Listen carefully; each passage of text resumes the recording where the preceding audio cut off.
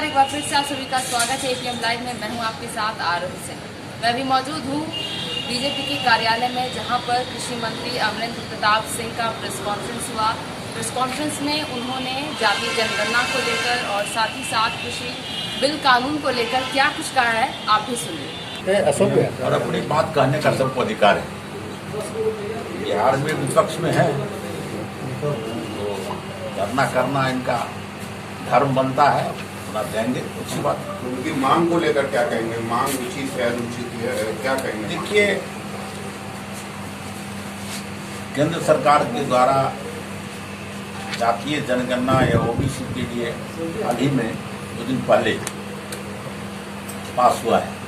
अब तो राज्य सरकार के पाले में केंद्र सरकार ने दिया है, वहाँ ओबीसी का जातीय जनगणना करें, जिनको आंकड़ा निकालना हुआ निकाले, इनको पहले आ ही रहा है, तो उसमें कहना क्या है। नीतीश कुमार ने भी प्रधानमंत्री को पत्र लिखा है, मिलने का समय भी मांगा है, 9 दिन हो गए, समय नहीं मिला। क्या आपको नहीं लगता है कि ये नीतीश कुमार का अपमान कर रहे हैं प्रधानमंत्री? जी नहीं, अभी पार्लियामेंट चल रहा था और हमारे प्रधानमंत्री बहुत सजग हर व्यक्ति से मिलते हैं, और ये तो हमारे राज्य के मुख्यमंत्री यहाँ से पार्लियामेंट खत्म हुआ है, निःशुल्क से मिलेगा, अपमान का काम चल रहा था। लेकिन बाकी लोगों से तो मिल ही रहे हैं, चाहे संतोष मांझी हो, पंजाब के मुख्यमंत्री हो, बंगाल के मुख्यमंत्री हो, सबसे मिल रहे हैं।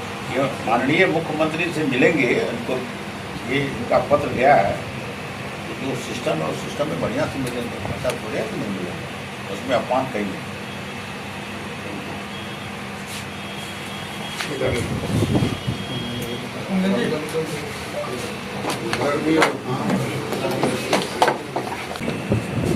राज्य में जो अपनी स्थितियां होती हैं, इसके मुताबिक राज्य की सरकारों का कुछ फैसला होता है, और एक समय में सबने मिल करके जातीय जनगणना के लिए केंद्र सरकार से आग्रह किया था। उस समय तो कांग्रेस की सरकार थी।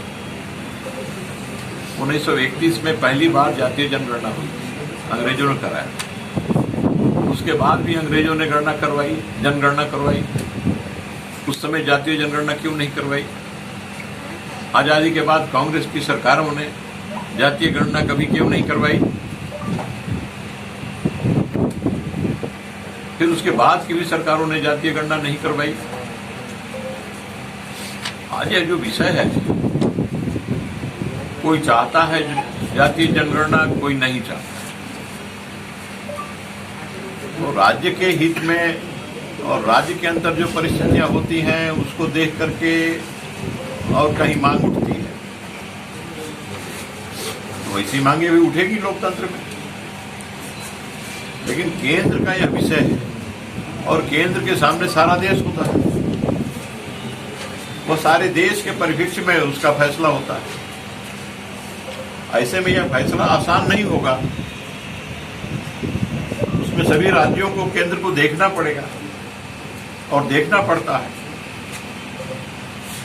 इसलिए केंद्र के लिए जो विषय, हमारे लिए जो विषय आसान लगता है, केंद्र के लिए उतना आसान नहीं होता।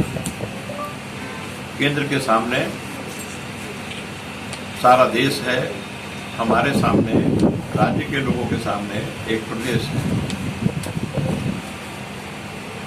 तो जातीय जनगणना जो चाहते हैं, प्रधानमंत्री से आग्रह किया है उन्होंने, माननीय मुख्यमंत्री जी भी, उन्होंने भी समय मांगा है।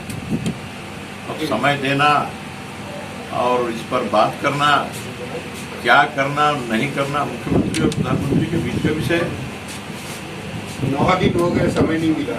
तो नहीं मिल रहा है तो प्रधानमंत्री बताएंगे ना, और मुख्यमंत्री बताएंगे। तो ऐसे जी कह रहे हैं ये विषय है, ये विषय दूसरा कोई नहीं इस पर कह सकता। ये दोनों के बीच की बात है, अब वो करेंगे, प्रधानमंत्री समझेंगे। ये जरूरी नहीं है कि हर विषय पर प्रधानमंत्री बात करें। ये जब बहुत विषय पर नहीं बात हुई, उसके पहले भी हम लोगों ने प्रधानमंत्री को बहुत कुछ लिखा था, लेकिन उस विषय पर प्रधानमंत्री ने बात नहीं किया।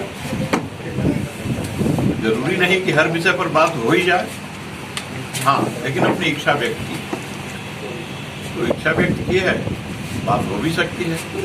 बात कब होगी, बात कैसे होगी अब यह तो भविष्य की बात है। आपको नहीं लगता है कि ये जो बात है या मुद्दा जो है ये बात करने के लायक है प्रधानमंत्री के? जातीय जनगणना, इस पर नीतीश कुमार बात करना चाहते हैं? आप कहवाना क्या चाहते हैं मुझसे? हम बात समझ नहीं पाते। नहीं, आप लायक है कि नहीं लायक है, ये कोई विषय है क्या? जातीय जनगणना होना चाहिए और जातीय गणना नहीं होना चाहिए, इस मुद्दा को जिन लोगों ने बनाया है उनसे पूछिए। इस पर बाकी और कोई दूसरा बयान नहीं दे सकता और न दूसरे को इस संबंध में बोलना चाहिए, तो इसलिए वही कह सकते हैं। लेकिन यह विषय माननीय मुख्यमंत्री और माननीय प्रधानमंत्री के बीच का है। यह विषय देश का है, पूरे देश का है, केवल एक प्रदेश का नहीं है। और इस विषय को जिन लोगों ने उठाया है वो इस विषय का ज्यादा उपयोग समझते हैं। सर, मुख्यमंत्री को इस पर भी संतोष करना पड़ेगा। इससे पहले भी रांची की सीए की बात हो, मुख्यमंत्री ने पहल की, मुख्यमंत्री ने हवाई जहाज मंत्री कहाँ संतुष्ट है?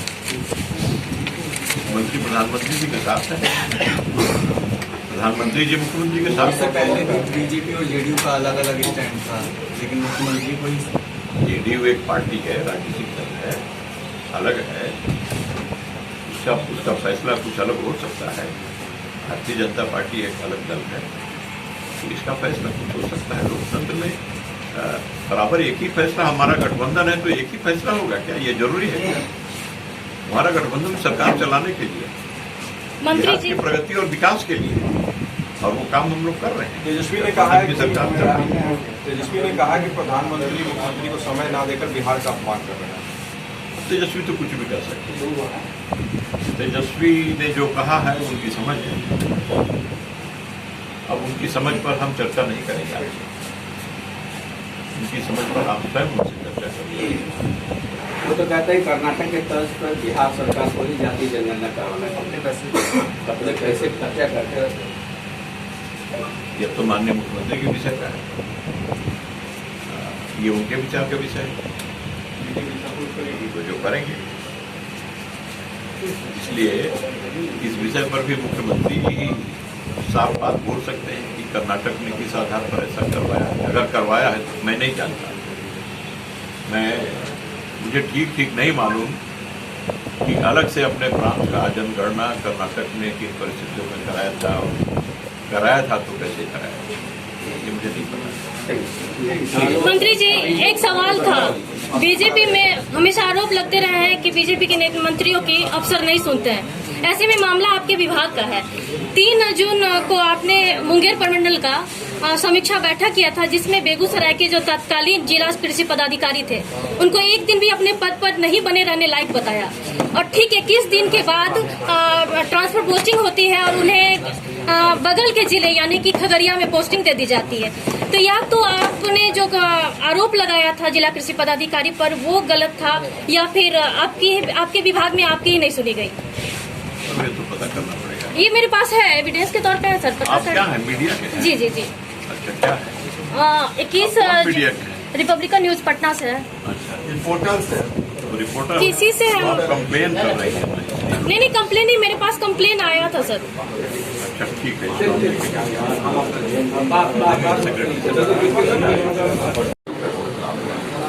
विशेषकर बिहार में, क्योंकि बिहार एक ऐसा प्रांत है जहाँ छोटे जोत के किसान 90%, 2 एकड़ 3 एकड़ 4 एकड़ ऐसे, और उनको फायदा हुआ।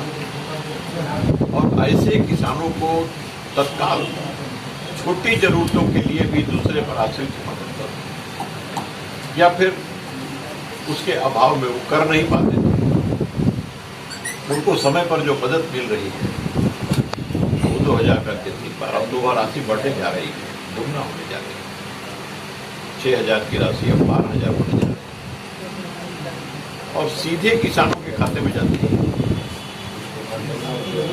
बिहार में 1,70,00,000 किसान हैं,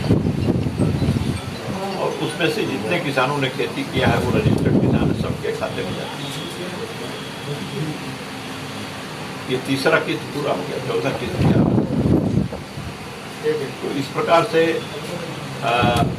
सम्मान निधि योजना से जो प्रधानमंत्री ने जो उसको शुरू किया है, योजना से किसानों को बहुत राहत मिली है, बहुत मदद मिली है और किसान बड़ा प्रसन्न है। और यह भी सूचना मिल गई है कि प्रधानमंत्री जी इससे तुलना करने जा रहे हैं। इसलिए भारत के प्रधानमंत्री आदरणीय नरेंद्र मोदी जी के योजनाओं प्राथमिकता के दृष्टि से कृषि और किसान सबसे ऊपर है और बिहार में भी वही।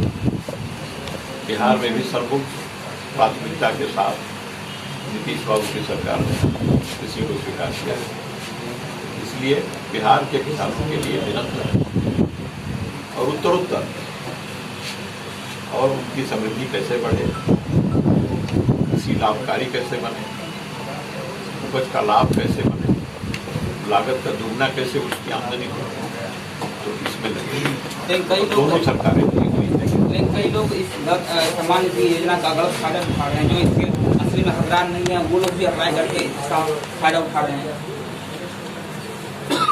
देखिए, फायदा उठाने वाले इस तरह के लोग हमेशा होते हैं, लेकिन वो पकड़े भी जा रहे हैं, उनके खिलाफ कार्रवाई भी हो रही है।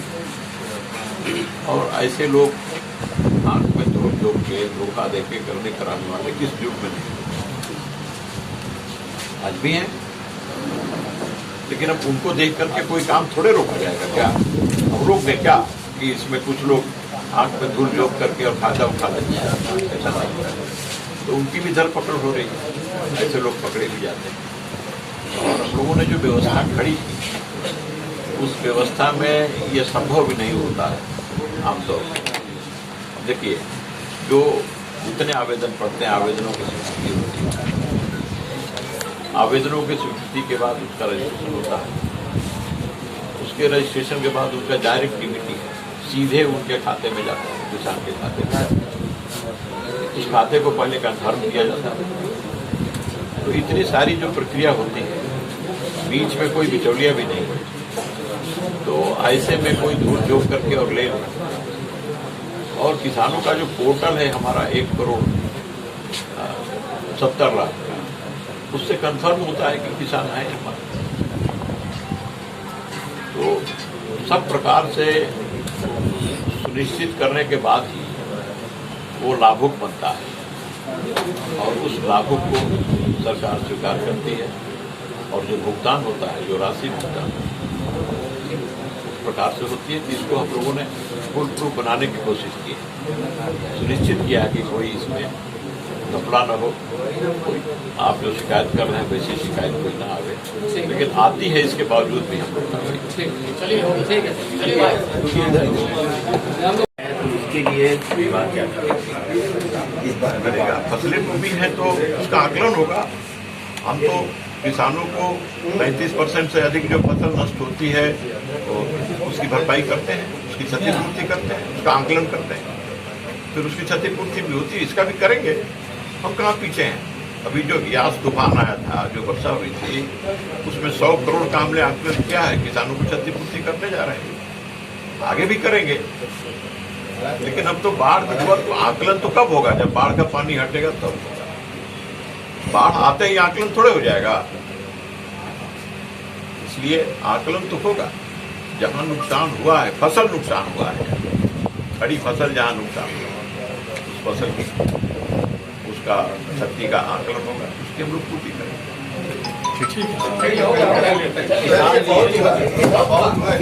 जैसा कि आपने अभी सुना, अमरेंद्र प्रताप सिंह को तेजस्वी यादव का कुछ समय पहले ही प्रेस कॉन्फ्रेंस था, जिस प्रेस कॉन्फ्रेंस में तेजस्वी यादव ने कहा कि सीएम नीतीश को पीएम मोदी समय नहीं दे पा रहे हैं जातीय जनगणना को लेकर जो मीटिंग होने वाली थी उस मीटिंग को लेकर। इस पर उन्होंने, तेजस्वी यादव ने कहा है कि ये एक तरह से सीएम नीतीश कुमार का अपमान हो रहा है। तो उसी पर जब प्रेस कॉन्फ्रेंस में अमरेंद्र प्रताप सिंह से ये सवाल पूछे गए कि क्या सचमुच बिहार के सीएम नीतीश कुमार का अपमान हो रहा है, तो उन्होंने साफ तौर पर जवाब देते हुए कहा कि तेजस्वी यादव तो कुछ भी बोलते रहते हैं। बने रही छोटी बड़ी खबरों के लिए एपीएम लाइव के साथ। शुक्रिया।